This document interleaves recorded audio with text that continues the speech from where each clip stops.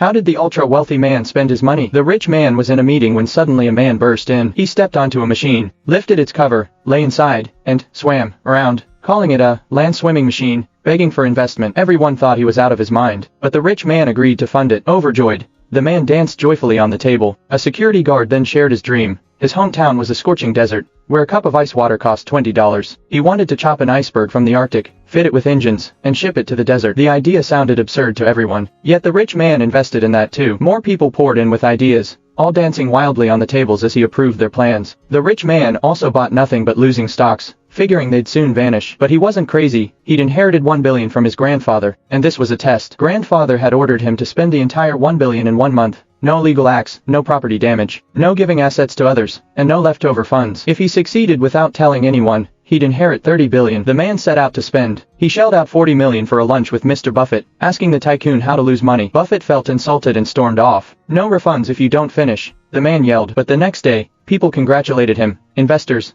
seeing he'd lunched with Buffett, followed his lead and bought the stocks he'd picked. The shares soared, and he earned $100 million overnight. The land swimming machine became a hit. The iceberg project even welcomed baby polar bears, and Coca-Cola bought their copyright. All his projects raked in huge profits. The man grew so enraged he fainted. He spotted the swimmer hiding under a table, kicked everyone out, hurled things angrily onto the table, slapped himself repeatedly, then jumped into a pool, desperate to figure out how to spend the money. He remembered his grandfather had sold insurance, so the next day he held a press conference. He announced fat insurance. Pay $1 to insure your body fat, and get $1 back for every gram you lose. The city erupted in a fitness craze. Gyms overflowed. People took stairs instead of elevators. Roads emptied as everyone ran. His money began to dwindle fast. He even won charity ambassador for the fat insurance, but insisted, "This is business, just a money-losing business." People laughed, thinking it a joke. When his funds were nearly gone, kidnappers took his girlfriend, demanding $20 million in ransom. Paying would cost him the $30 billion inheritance. He sat sadly, singing in his room. Unbeknownst to him, the kidnappers were grandfather's final test. He had to give up the $30 billion to save her, proving he deserved the inheritance. The kidnappers and girlfriend waited. As time ran out, the man hadn't shown up. Disappointed, the kidnappers prepared to leave,